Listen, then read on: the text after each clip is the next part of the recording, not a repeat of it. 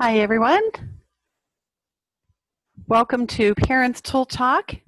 This is our final webinar of the 6-month series that we have on parenting during the pandemic. And we've had some topics planned, but we've mostly been very flexible in terms of what topics we were going to cover because so many things are different. And if it didn't violate confidentiality, I would show you a video of the back to school day that we had today with my granddaughter. It was a bit chaotic with multiple buses showing up at the same place at the same time and requiring masks and where were they going to sit. So I have experienced firsthand today what back to school has been like for at least one family or at least one neighborhood. So I welcome those of you who are coming on. I hope, let me get the chat open in case you are having any issues. Hold on a second, let me get the chat open. And hopefully, I see some folks might be having some lunch. I know this is during the lunch hour, so I'll just let folks have an opportunity. If they want to just sit back and watch, that's fine. As I had mentioned during this particular series, I've not really planned a lot of topics unless something came up on a particular webinar that people were asking for information. I've really tried to make this as flexible as possible so that we can address whatever's going on with you at whatever stage of the pandemic we happen to be in, and had anticipated that at least through back to school, and getting kids settled in, that we would need to have some support. Me thinking by the time we get to September that maybe the kids would have been in school for a month, when really today is the first day after Labor Day, and for a lot of kids, their school was postponed until today. So I think a lot of schools who weren't back in school yet, that today is a day when they're heading back into school. So I was really just wanting to check in with folks who come on live today to find out, how are things going? How long have your kids been back in school? How did it go? If they've been back in school for several weeks, how is it going? So as you are coming on, if you want to type into the chat, especially if you're maybe having your lunch at your desk at work or something, or if it's kind of crazy and you're still at home and kids are running around, if you would just maybe type into the chat if you don't feel comfortable coming on with mic and video, and check in. Tell me, where are you? Tell me in terms of your kids, where they are in terms of the school process. And then what kinds of issues have you been facing? And let's talk about what's worked, what challenges you're having. I've got a ton of resources, but I don't like to overwhelm people with resources if they're not relevant to what they're dealing with. I can share the resource, and I will actually, let me go get into it while other folks are joining us. Let me send you, I will put a link in the chat to the resources, COVID resources, but a lot of them have been around helping kids at home, what your daytime schedule can be like if you are doing work from home, if you're teaching kids from home. But I think a lot of folks are really also dealing with back to school and that kind of thing. So every month there's been a link to kind of the most current resource, and we kind of process with folks what's going on. So this month is kind of a transition month in that not only are your kids transitioning to school, whatever that might look like, and still wanting to check in with you around that, but also it's kind of transition in terms of where we want to go through the rest of the year with this particular webinar.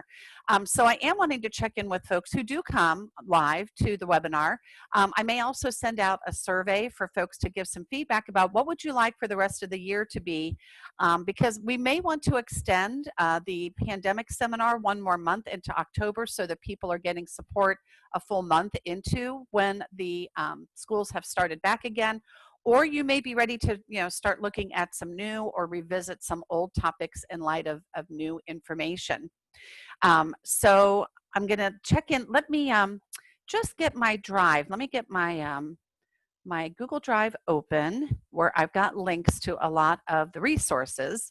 While you guys maybe type into the chat, I see some folks are typing in. I'm going to come back to you in just a minute there. And let me go ahead and get, here we go. This is where I've got a lot of the resources. And I will And let me go to the drive. There we go. And we will see what all we need, and I will share some resources. So let's see, that was anger and stress. Here we go. Let me get to our Parents Told Talk webinars. Awesome. And all right, so I've got some of those queued up. So let me check and see, first and foremost, whatever you want takes priority today in terms of whatever you want or need in terms of support or information, sharing, whatever. So if you would go ahead and check in and let me know how you're doing, how I can support you today, or how we can support each other today. Kathy says that she's a district CLC counselor, and they've been working virtually for the past few weeks now. The students are going to transition back to campuses in the upcoming weeks. Okay, so and when you say district, is that, tell me, what is that, high school? If you want to give me some sense of ages. Yes. Okay. It's middle school as well as high school. Okay. And so you are interacting with the students, but virtually? Yes. Okay. And where are you located? In Texas, in Houston, Texas. Okay. And so the district CLC counselors are assigned 4 different campuses. And then it's high schools as well as middle schools. So we're just, needing some information about when the kids go back face to face, how to help the parents as well as the students with their anxieties.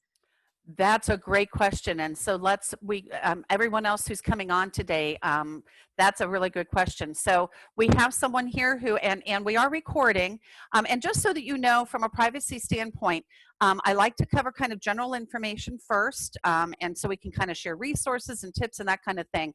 If somebody has something that they want a little bit more personalized support around, I'm happy to do that, and I appreciate everybody staying to support each other with that. I like to do that towards the end so that I can actually edit that out, so that maybe we'll just have a half an hour or so of sharing resources and that kind of thing. Oh, great, Sandra. So we actually have 2 folks. So Kathy and Sandra are both part of the same team in Texas, and I'm based in Ohio, and I was sharing at the top of the hour as I came on that I helped my granddaughter get on the school bus, 2nd grade, for her first day of 2nd grade at a new school during the pandemic. So it was pretty chaotic, with more than one school bus showing up at the same place. So she wasn't sure which one to get on. So it was a bit crazy. And their online option is only static, passive learning. And so that was part of, and we've had a lot of discussions over the last month or so, the anxieties the parents have been having around what their choices were, and a lot of times feeling like maybe they didn't have as many choices as they would have liked, or the ideal choice, there was no ideal.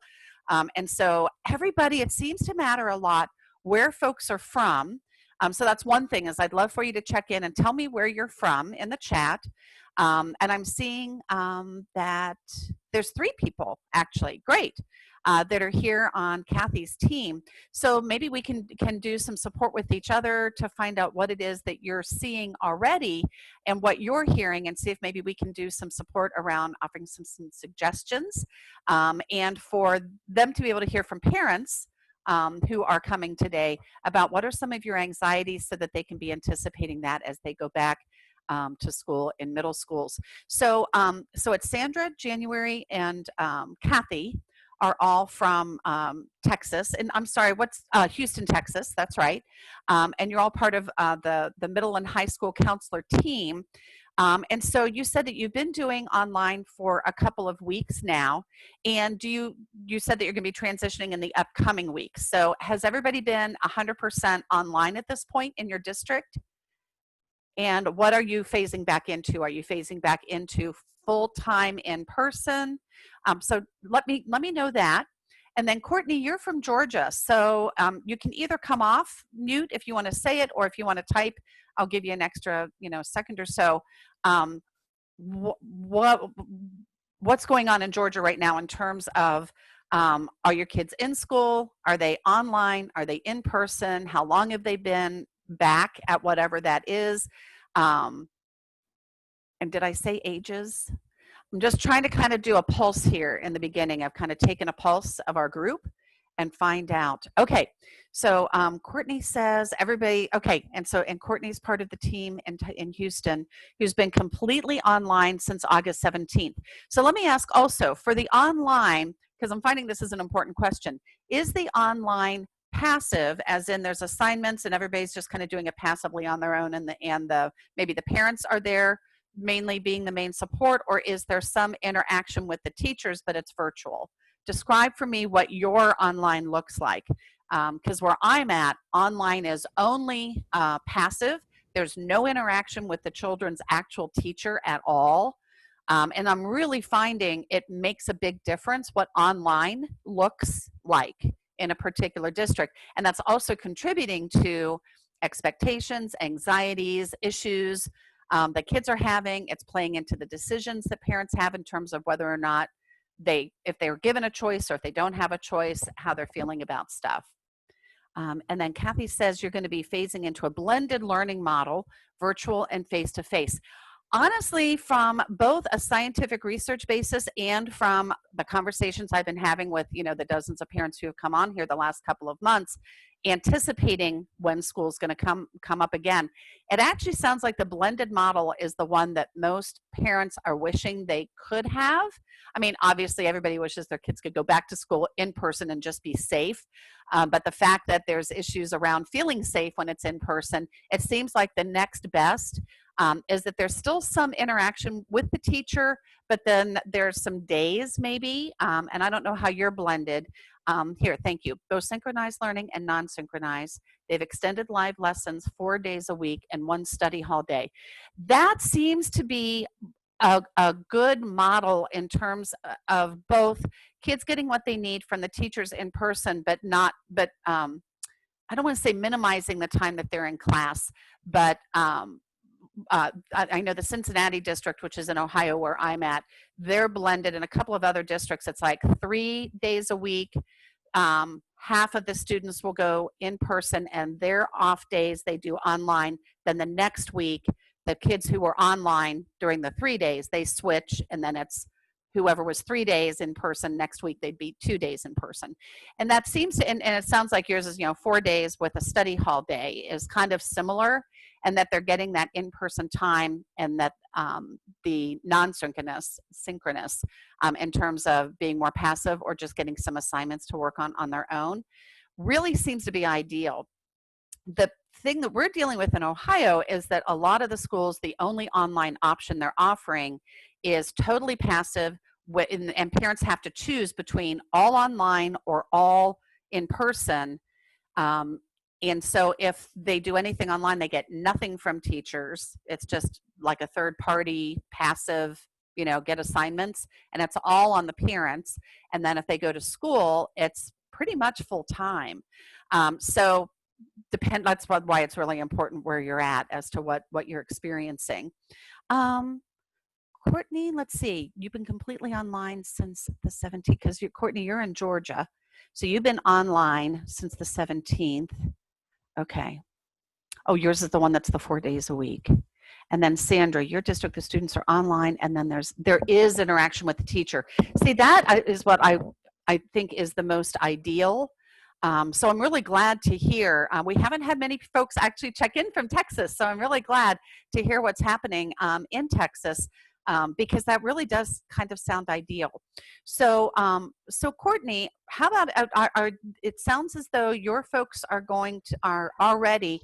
How long, Courtney, are your kids going to be doing this blended, where it's the 4 days a week and then 1 study hall for live and study? Is this kind of extended as far as you know?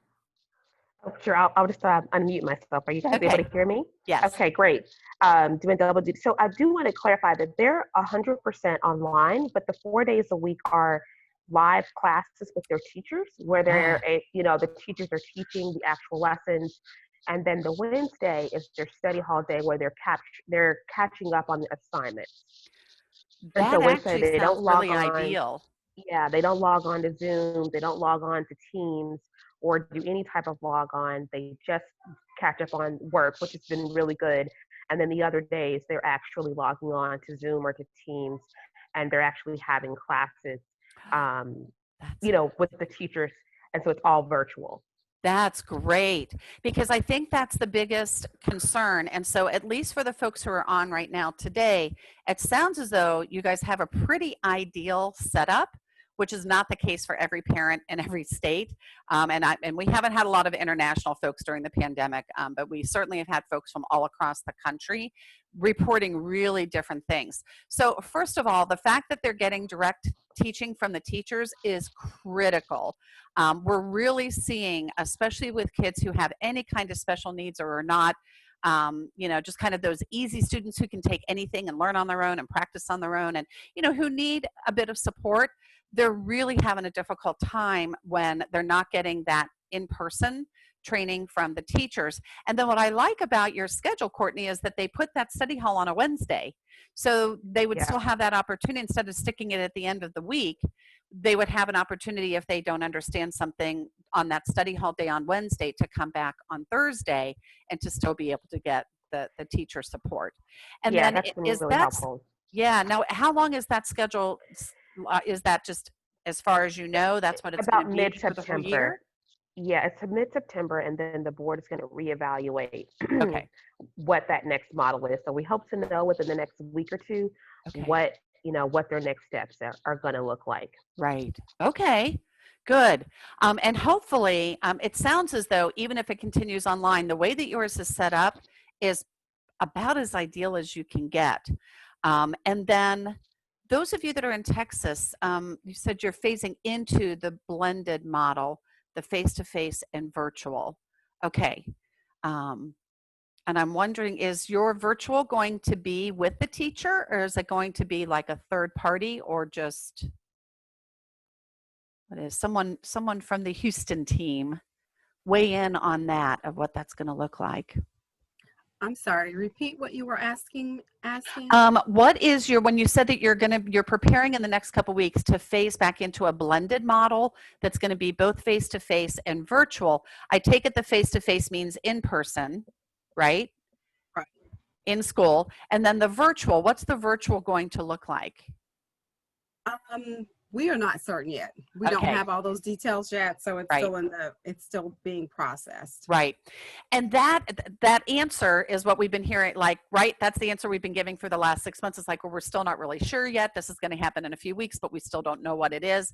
So I think the overarching lesson that we're all learning about is, yes, to be flexible, but also kind of that piece of resiliency of being able to, and in terms of, being counselors who are there to support parents, helping to build the pieces, the factors that really go into helping parents around resilience and the various skills that they need to have. Because it depends, all of these learning models, it depends on what they actually look like in terms of what skills do the parents need to be able to support their children. And then also kind of what supports does the community need to be giving to parents to support them in being able to have their children go to school. If they're having virtual days, well then where do the parents work that day, and what are their childcare options? And those, it kind of snowballs into this domino effect of, it's not just what's happening in the school with the teacher that's stressing out the parents, it's all these other factors. And when you ask parents, well, what are your childcare options? I don't even know what my options are, So all of those things are kind of accumulating to create still really high stress levels for parents. And it seems to be pretty individual, but within a community, you'll find more commonality. Now, Houston's a really big district. If you're kind of covering the whole district, you're going to have a lot of diversity in terms of parents' needs. But if you can anticipate what those are, then that can be helpful. Let me pull open the resources that we had for, let me pull up let's see if I'm pulling up the right one here.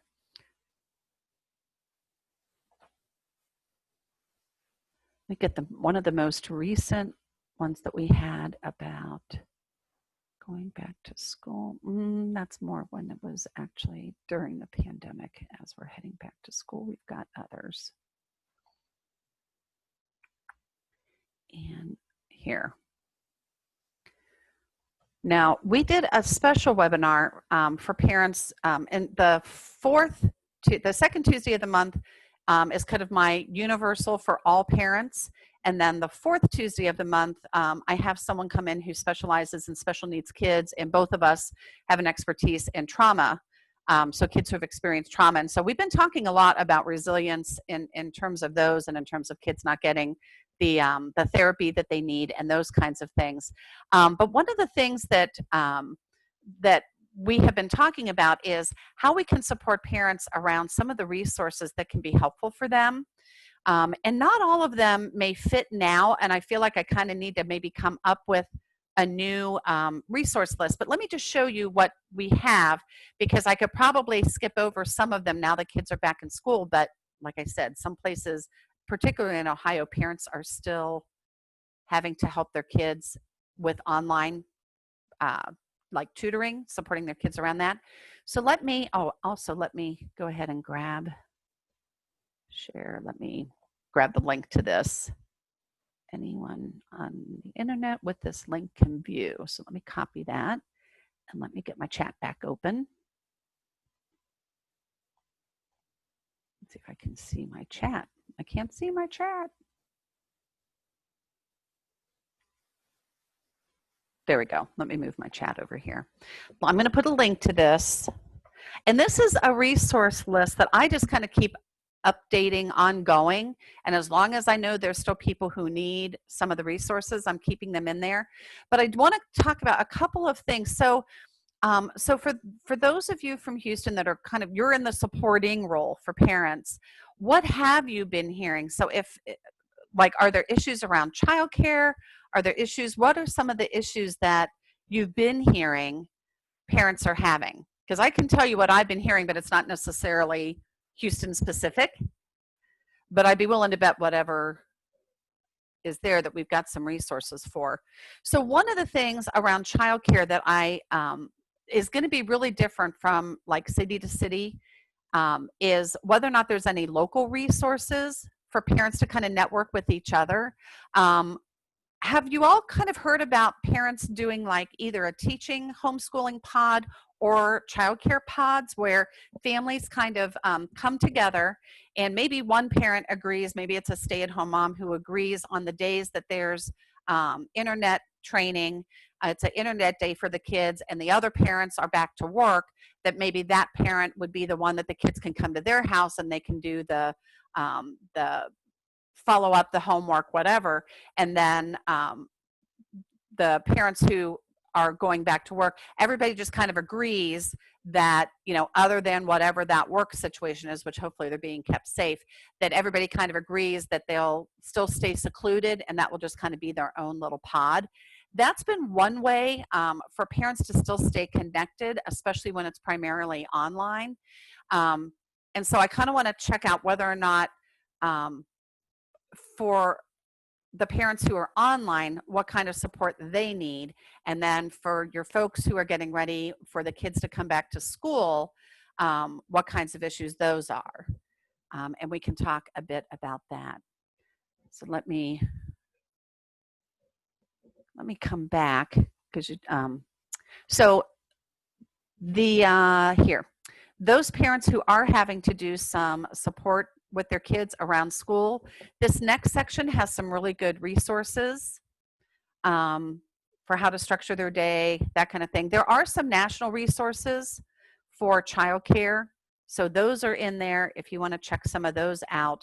And then the other piece in terms of helping kids and parents around some of their anxiety and of helping them feel like they have the inner resources that they need to be able to handle the stress of going back to school. Those are towards the bottom here, the parenting issues, how to help kids manage their stress. There's a couple, and those of you who are counselors, maybe you can get some CEUs, from continuing education credit for some of these, but how to teach kids about mindfulness. Michigan State has a really good free webinar on that offers lots of ideas. The Devereaux Center for Resilient Children has a really good free webinar on resilience and building that within children. And then there's also some really good resources. Those of you who are therapists, I love this. I don't know if you're familiar with this website or not. It's Child's Work, Child's Play catalog, childswork.com. But it has all kinds of therapeutic games for like guidance counselors, play therapists, those kinds of things. And so during the time that you're not having in-person interaction, being able to recommend some of these to parents, or being familiar with some of the ways of being able to do that, to suggest to parents, even if they don't buy a game, but some of the processes that they can be using. I think one of the biggest challenges for parents is knowing how to handle not only their anxiety, but their children's anxiety. And so maybe we can, share a little bit about that. I'm going to go ahead and stop the share because I've shared the, oh, here, I'll just put the Child's Work in the chat here also. Hold on, let me just copy this real quick. It's just childswork.com. It's just one of my favorite resources for guidance counseling and play therapists and that kind of thing. So talk to me about what it is that you're hearing. And actually, Courtney, maybe you can share, since your kids have started to go into that blended model, of what were some of your anxieties as you were getting ready for your kids to start going back to this blended model where they were going to have some lessons in person. Because that's maybe coming up soon. So from a parent standpoint, what are some of, how are you feeling? So, I think just in experiencing the first, I think we're on our third or fourth week with the all online. I'm concerned, of course, about the health and safety in the classroom, but just watching the quality of, even though I feel like we've got a pretty good model, it's still very difficult, I think, for kids to learn in this situation. The teachers aren't able to float around and kind of see, hey, a kid's struggling with X. And so they're getting that face-to-face time, but I still think they're losing some of the, of course, the dynamic of that in-person interaction. Right. And so I'm feeling pretty comfortable with something that's blended, where they're there half the time, it's half of the students, and they're able to socially distance. So they're able to socially distance and clean properly. We definitely are leaning towards sending our kids back into a blended model. Yeah. The top two things that I've heard across the board really consistently from every parent who has come on here in the last 6 months about anticipating going back to school, obviously, yes, the safety factor is really huge. And I think for the most part, like most parents would be like, oh, I'd rather keep my kids home and keep them safe. However, what they're really seeing is from an educational and a social emotional development standpoint, they're really seeing the detriment that it's caused. First of all, most kids didn't have much notice before the shutdown. At least where we were, there was no notice whatsoever. I went to an art show on a Friday, and my granddaughter is hugging all of her friends. And the following Monday, they were supposed to go back before the shutdown, and it never happened. And so now she's switched schools.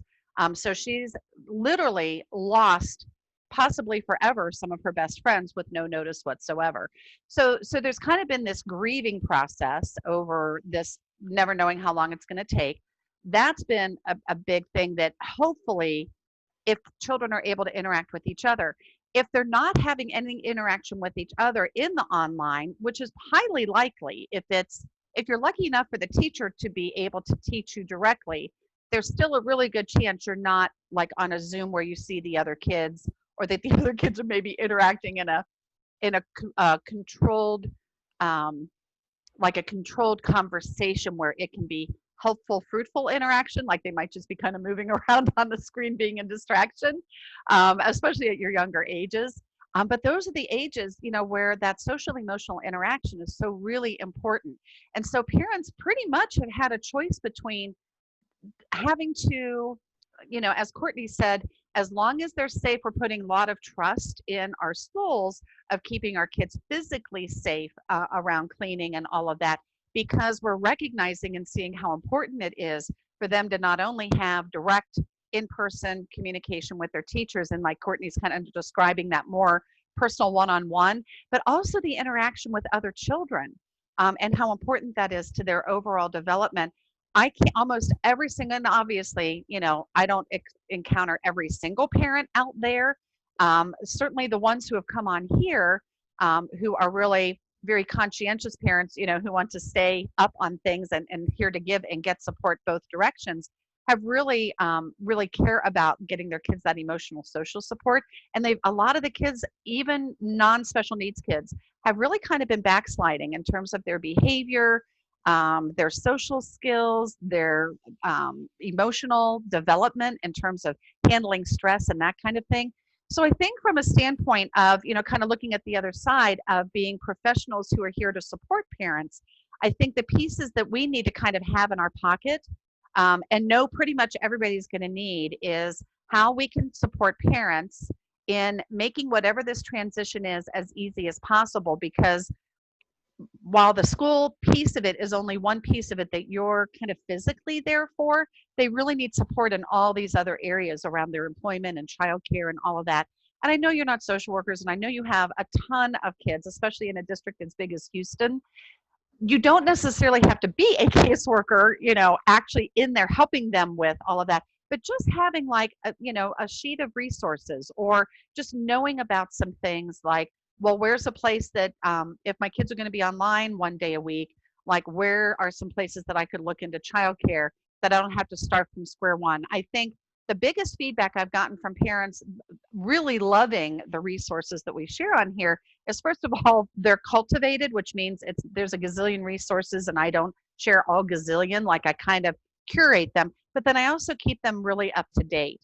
So as we got past having to talk to your kids about what COVID is, those went off the list, and then other things came back on the list. And so in a way, I'm kind of with you in terms of wanting to know what kind of support parents need, so I can update this resource list even more, for kind of where we're heading as we go back in, to this more face-to-face.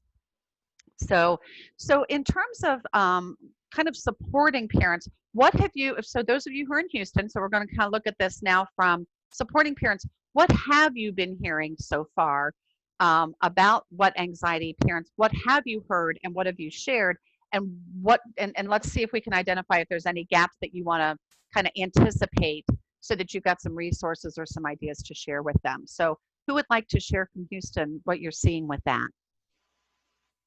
Or hearing, I should say.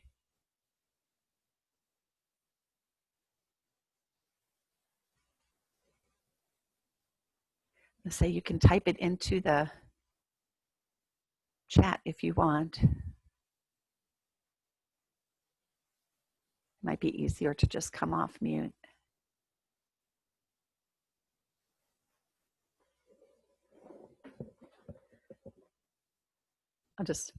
I'll just point out these are my pandemic artwork from my grandkids. And as of today, we're going back to no hugs. I can't see them again now for who knows how long. So, and I guess that's another, you know, another aspect of grieving, is that when kids go back to school in person, that means now they may not be able to interact with extended family. I don't think we've mentioned that. That's another stressor, another grief. Process of grief of not being able to interact with grandparents again or extended family.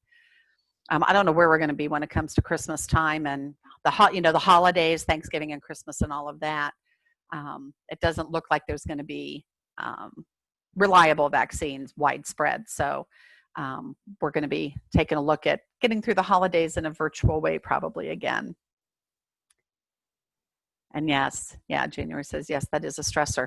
And that really needs to come into play for the parents, especially. I mean, the parents are kind of having to help their children deal with that grief. They may be, especially if you've got involved grandparents. I'm 5 minutes away and I'm very involved whenever I can be. And so losing that physical support. Yeah, the adults can kind of talk on screen. We've had real issues with younger kids not being able to really stay connected in a real meaningful way, just virtually, or children who have special needs. Those have been issues. So what have you been hearing? Here we go. Yeah, Courtney says her parents used to pick them up from school and kept them until we come home from work. Yeah, I used to be the one that whenever the teachers would have a teacher conference day, that would be a day when I'd be able to spend one-on-one time with the second grader. And my daughter's a nanny. She's actually a school teacher. She worked at a STEM school, and then she went on maternity leave and decided to nanny where she could take her child. So she's been nannying. And then with the pandemic this year, she's like, I think I'll just take another year off and stay with this family who needs me, and I can stay home, not stay home. She nannies at their house, but with her baby. And yeah, so, she's able to stay with him, but then I'm able to help out with the kids. And so today we kind of said our goodbyes, and it was like knowing that we weren't going to be able to see each other for who knows how long. We thought it'd be 2 weeks, then it turns into 2 months, and now it's been 6 months. And, this thing just keeps dragging on and on.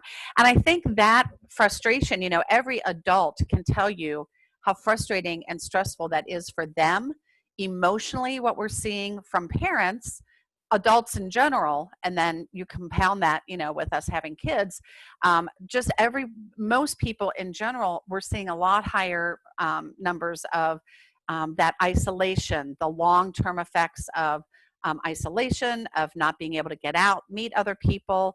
Even if you're an introvert, like you can only be by yourself for so long, and it just becomes not healthy. Depression, anxiety, increased stress. And then if people are experiencing physiological effects of that stress, they're not necessarily going to get medical attention the way that they need to because they're afraid of that. You have all these compounding, things. So you got like just being a human being in a pandemic. Like that's something like we're all sharing. And then you start adding these layers, of, just my needs as a human being. And then you've got, and I've also got kids. So then there's all this stuff around parenting, but then not only parenting, but now there's the schooling and the education piece of it. And then if my child isn't really dealing with that well, then I've got to have like some kind of emotional, enough emotional intelligence to be able to listen and help my children and support them. And what if I'm a parent who doesn't necessarily have those skills? So I think that we as in professionals who are here to support parents, we have a lot of that knowledge and skills, and we've got to find ways that we can convey that to parents, even if it's not kind of our normal role, because the people whose normal role it is aren't available to them. A lot of therapists, maybe they're doing teletherapy, but they're very limited in what they can do. Maybe somebody doesn't have insurance that pays for that, or just is already too overwhelmed to even add that, onto their plate. So anything that we can do to help kind of build our bag of tricks, and, tricks not being, a manipulative kind of thing, but in terms of tools that we can share around helping children learn how to manage their anger and stress. I did a whole webinar on that. Let me see if I've got the handout here on that.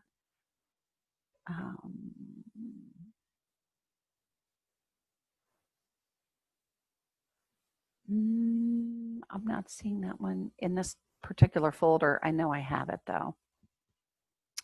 I can upload something because actually one of the workshops that I do, I train foster parents for the state of Ohio, and I train social workers and caseworkers. And so we've been having a whole lot of conversations about how to help children manage their stress. And obviously these are tips that we can also offer to parents also.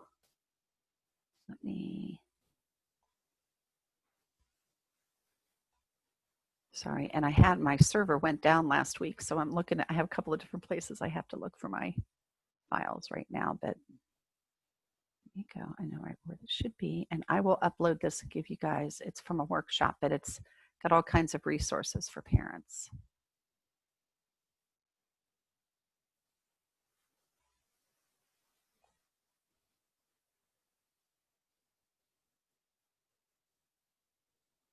Hmm.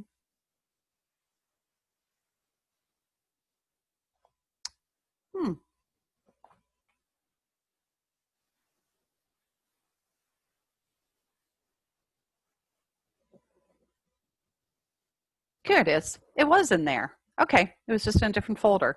So here, let me find this. Let me share this. Let me grab the link and then I'll show it to you real quick too. And you are welcome to share this. You won't be able to actually edit it, but you are welcome to share. Okay, here's the link. And then let me share my screen and I'll show you what I just shared with you. In terms of resources for teaching children mindfulness and anger and stress management skills. And I would say these are simple enough that if we can help teach parents how to help their children, they're going to get the skills themselves also. You'll notice, and those of you in school system, those of you that are already in school systems are probably familiar with Teachers Helping Teachers or Teachers, what's the name of it? It's Teachers for Teachers or something like that. Have some really great resources and quite a few of them are free.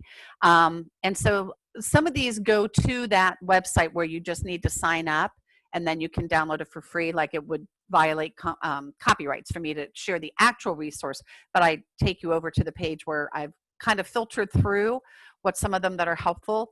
But these are all really helpful. If you don't know the exact issue that a parent is having, this is something that everybody needs right now in terms of building their own resilience, being able to deal with whatever stress they individually are facing, as well as possibly some resources. And I would hope that you'll send, parents here, because I'm going to continue to have this. I always have this webinar every month. And every month, whatever parents are going through, I'm always here to do some personalized support, certainly on the back end of it. But also if there's any topics that you would like for me to cover, I often will plan a presentation for the beginning part of it. It's just during the pandemic, I've been a lot more open-ended about what our topics are going to be. But I actually could even do a workshop on this, or, for the webinar, maybe in October, if that's something that people would be interested in. So there's a whole section at the top here. Of the top section are resources for kids that you can use directly with kids. So they might be cards, or they might be a poster, or just techniques that if you learn how to do the technique, then you can teach that to kids in a way that's kid-friendly. And then the next set are for parents, teachers, those of us that are professionals, for the adults who are in children's lives, how we can manage our own stress. There's 3 audios that I am allowed to share. A licensed social worker from here in my area, I attended a live workshop with her many years ago, and she had created 3 wonderful audios, and I have permission to share those with others. One is muscle relaxation. One is kind of like a recharge, kind of getting your brain back online, calming down, but then energizing. So it's, I think, maybe a 10-15 minute, if you're on a lunch break or something, kind of a thing. And then a deep sleep one. So that, and I used to have insomnia, and it was the only thing I'd had insomnia for over a decade. And that was one of the first audios where I never heard the end of it because I fell asleep. So that's the first one on there. And then there's just some other resources for example, how to handle a tantrum, those kinds of things. Then if you need to teach children about conflict resolution, how they handle their anger, I found a couple of YouTube videos that I thought were helpful if you show them to children. That I've already mentioned the couple of free webinars that are really good, and those of you that need CEUs, you might be able to get those. And then a couple of curricula, and you, those of you that are counselors, you probably are already familiar with these. The Mind Up is actually developed by Goldie Hawn, worked with hired top experts and developed a curriculum, and that's in a lot of schools. And then the zones of regulation. Parents, if you see in your children's school, I know that there's kind of that old-fashioned like red, yellow, green traffic light that's more behavior focused.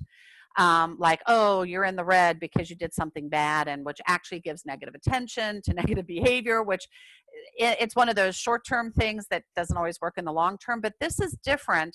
And so you might be seeing it's red, it's still the red, yellow, green, but there's also blue, which is like sad. So the bottom is sad, and then there's green, which is I feel good, I feel happy. Yellow is I'm starting to get stressed, and red is like I'm about to lose it. And there's tips for kids at what they can do in each of those stages, and how they can recognize within themselves what zone they're in, and to have some suggestions for what they can do. The more that we can support parents around being able to do this, not only does it help them help their children deal with their children's stress, but it's going to help them deal with their own stress, especially if you don't know what that stress is. And what I'm kind of getting from today is that it's somewhat undefined and unpredictable as to what an individual parent's stress might be. We've kind of identified some common big areas. And so if they can be resilient, if they can have these tools at their disposal for themselves and to then know how to pass those on, that may be the biggest thing that we can do to support parents right now. And then as we interact with them in an individual way and hear specifically what issue it is that they may be having, if we have some knowledge of some local resources, then we can be pointing them in those directions for some local resources, or national, depending upon what it is. If it's something like childcare, obviously it needs to be more local.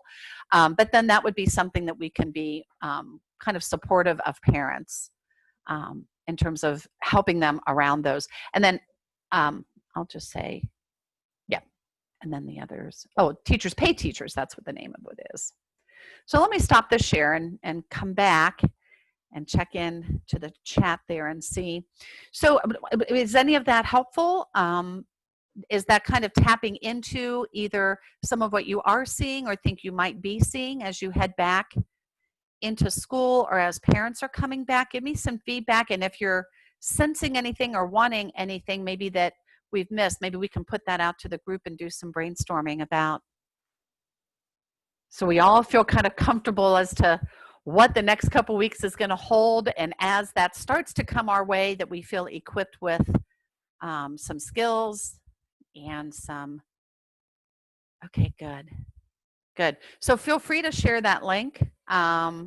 It's helpful to share the link because I tried to save room on the page by not spelling out all of these long links. So feel free to thank, I just read, Kathy said thank you. I started to say thank you in what I was saying. Feel free to share the link with them. I'm very careful about copyright stuff. So anything that's like that, I send them to where they can download it themselves. So everything is, okay for them to download. In terms of, like, I'm kind of thinking about, like, okay, so for October, since school is starting so late in terms of in person, and I do think that there's going to be issues around going back in person. I mean, what we've experienced in Ohio, because no school district, I'm pretty sure no school district, very few have gone back just online. A lot of students are going back in person, and they've just delayed it. And we're seeing, like, within the first week or so, a classroom gets infected, and then the next couple of days or the next week we're hearing like over 100 people in that school are infected. That really raises parents' stress level really high, especially if they haven't headed into school again. So I think we're also going to be seeing more, and I have a more national perspective since so many people come from all different states as to what's working, what's not working, and that kind of thing. But I'm kind of wondering for October what would be most helpful. So the fact I'm kind of hearing that for a lot of you, like, that back to school in person is really only going to be happening in the next couple of weeks. Then a couple of weeks into that, that's a good time to do more problem solving. I'm wondering if maybe it would be helpful to extend this more open problem solving, resource sharing kind of format for our webinars into October. Is that something, especially those of you in Houston, like, would you send people here if they needed support, if you knew that we were going to be addressing some of those topics? Or what do you think would be helpful for kind of the next month until we see how things play out with back to school? How could I support you in supporting parents, or in Courtney's case, supporting you as a parent as you see how things are? What would you like to see available for parents? Thank you so much for sharing that with us. I do believe that certainly we would send parents to the webinar for the resource information. There's so many unknowns that, Yeah. as we've talked about, we don't know what this is going to look like. And I think as students start to come back, parents are going to definitely be more anxious, and they're going to need to have resources possibly outside of our school hours that they can turn to support that child who's maybe come home and they're anxious, they can't sleep, and they're worried about what the next day is going to look like. Yeah. So definitely we would send parents here, and we're actually even considering being able to support our staff members as they prepare to start interacting with students face to face. So that's one of our goals, is to have some type of resources, some information that we can share with them as they begin this process. Sometimes we're certain we don't have any definite information, but we know that, at some point we're all going back. So we want to be prepared to do that. Right. Yeah. That is a really good point, because, we've because this is Parents Tool Shop, we've kind of been focusing on parents, but yeah. And a lot of those teachers are parents also. So that, we were talking about all the different layers, and so for their decision to go back to school can impact their children. So it's not just their role as a teacher, but then if they get exposed, like, that's a whole other layer and level of layers for the teachers. In terms of their safety and wanting to be there for the kids, but yet they also have concerns also. So I'm wondering if maybe maybe what I'll do for October is go ahead and plan to maybe do some presentation of actually kind of walking through and sharing some of these resources that can help parents and any adults deal with their own stress, and to help kids deal with theirs, but just maybe like 15 minutes. And then opening up, like, what kinds of areas of stress are they having, and maybe doing some coaching with them around how to help their child through that, so that it's a little bit more personalized. Because the general is good, but it really kind of depends on what's going on with that particular parent and what the different. I'm not real helpful with local resources, on a national webinar. So that would be something that I assume those of you who are connecting with parents on a local level, and would be important for you to have. Are the parent sessions available after working hours for parents?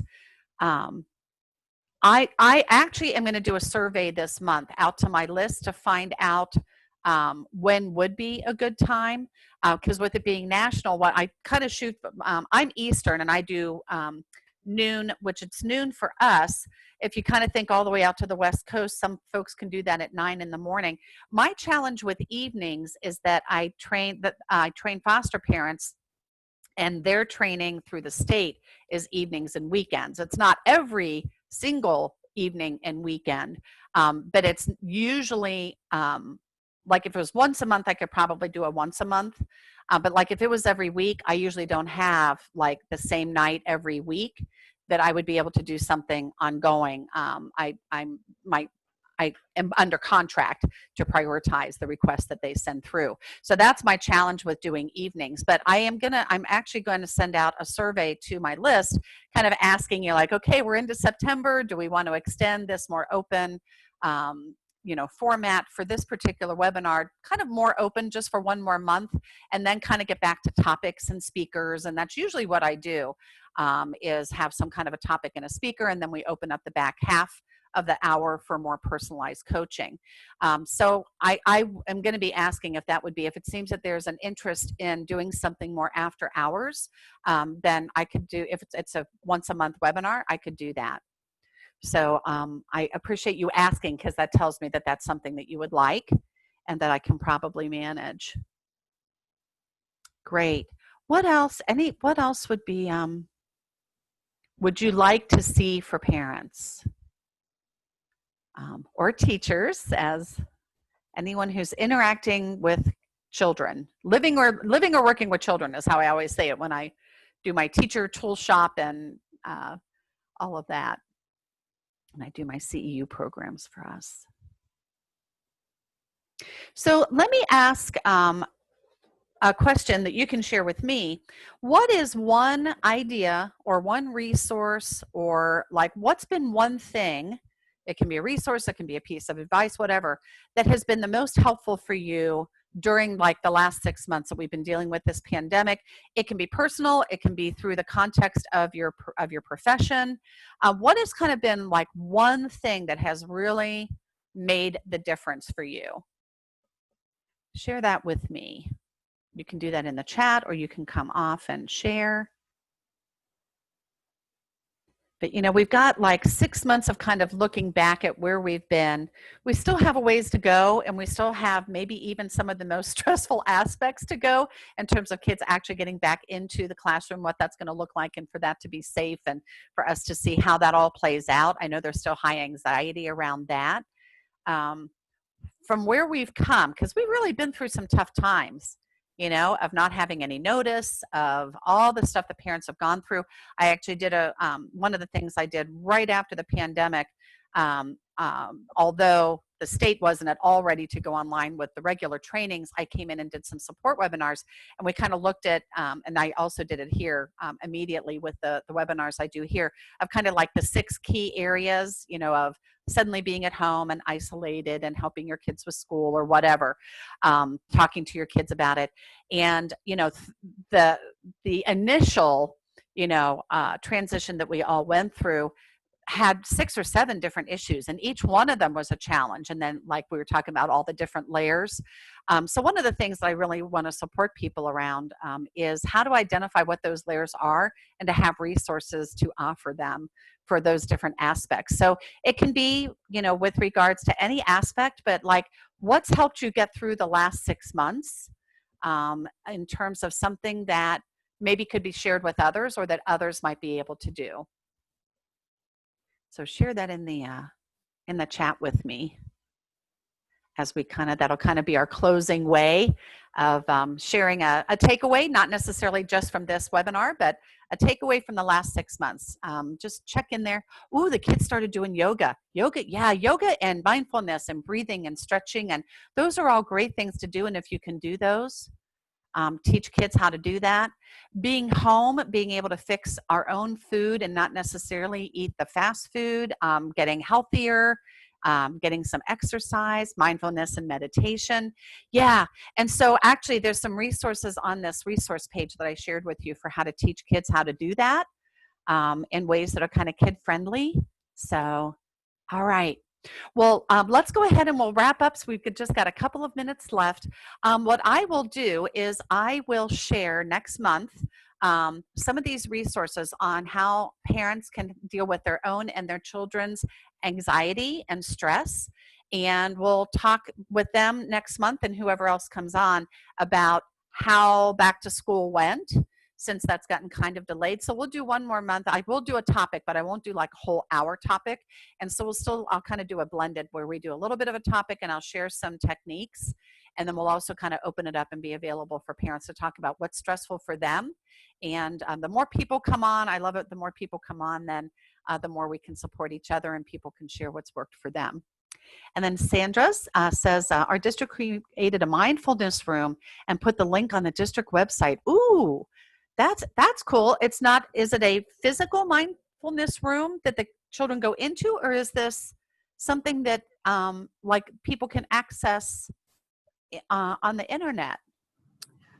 No, it's not a physical room. It is on the district's webpage under our counseling resources. Yeah. And anyone that actually goes to the district's website and looks for resources, counseling, or support, they can click on this mindfulness room, and it opens up into just a whole array of resources that are available. So is that open to the public or just people within your district? It is open to the public. Would you be willing to share the link with me? Would it be okay if I share that with parents? Or let me see if I can actually put the link. I can actually tell you what our district is because I'm Okay. not real techie. So Okay. Well, and I'm gonna actually, share I that can with just you. I can type it in over here and Okay. So I'm gonna type our district. okay, So and you'll I'm see going to that. share my screen so I can show what it is, and then Just I'll sent it, copy the link. Sandra. You sent it? Yeah, Oh, on oh, the chat. I January sent it. just sent it. Okay, great. okay. Let me stop the share because then I can see. Ah, great. So I will pop this in. So let me real quick. Let me share my screen. Okay. Tell me if you're seeing it. Yes. Okay. Do. So then where do I click to find the mindfulness? Go to, okay. Go, wait. Where is it? No, what I said that. It is in, wait, I do it differently. Go to family resources. Okay. And let me see. Is counseling on here? Whoop. Hold Go on. back. Okay, let me take you from the staff. 'Cause Okay, that's that's actually where fine. I find it. Yeah, Go where to you're the used. staff resources. Now go to where is it? My colleagues that are on here, help me find it. That's crazy. It's here. It is under campus staff. It's under counseling. It is under counseling. Why don't I see that here? Because it I is can't actually see anything on this screen because I need some glasses, and okay. and my So do face is this. so close to the computer right now. If you scroll over You see if all the it's way here. over to the keep going that direction, the way you're going. Wait, where is it? I went No. back to family. Should I have stayed in? Hold on, baby. Hold I'm on. back in staff. Go to the main page. If you look at it, says A-Leaf ISD Professional School Counselors Have You Covered. There's an umbrella. Scroll down. Yes. Ah, And then okay. There we go. Yes. Thank you. Okay. You're welcome. So click That's it. Read more. counseling request form. Click on read more. Ah, okay. And then it's over to the left. There. Now is this looking? A-Leaf Mindfulness Room. It's the fourth bullet. 1, 2, 3. Ah, Right there. awesome. Awesome. I am going to check this out. And if with your permission, I will include this and share this with folks right away as I'm starting to interact with folks. And also, oh, this is cool. Oh, that is really nice and relaxing the mind. So it's both for parents For parents, and then for help students, Yeah. for staff. Oh, that's great. Go to the top. It's got different grade levels. So there's elementary, intermediate, Oh, middle, high wow. school. And then there's an area for staff and parents as well. Oh, that's awesome. Oh, I am definitely going to check this out today and share it. Oh, that's one of the ones from the Teachers Pay Teachers. The coping strategies, that's one that I send parents to in my how to teach kids about anger and stress management. That's awesome. Well, I will check this out. And here, in case, wait a minute, let me go to the main home of the mindfulness room. Just in case you want to get it, let me stop my share. And I will pop this into the chat as the last thing. So if you ever want to send somebody there directly, that's where it is. Thank you so much. Oh, yes. Well, I really want to thank everybody for staying on those extra couple of minutes to help me find where that is. And I really appreciate you all coming on today and kind of supporting each other and supporting parents and sharing information and resources. I really appreciate that. And I'm here all month long, so feel free to reach out to me. Just info@parentstoolshop.com will come to me, or Jody@parentstoolshop.com if you need for me to connect. So let me know however else I can help and support you and the parents and teachers at your school and the kids. I'm here for you, and I appreciate you being there for them also. So thank you, everybody. Take care, and well, I hope to see you and some of the parents you work with next month. Bye, everybody. Thank you. Bye. Thank you. Bye. You're welcome.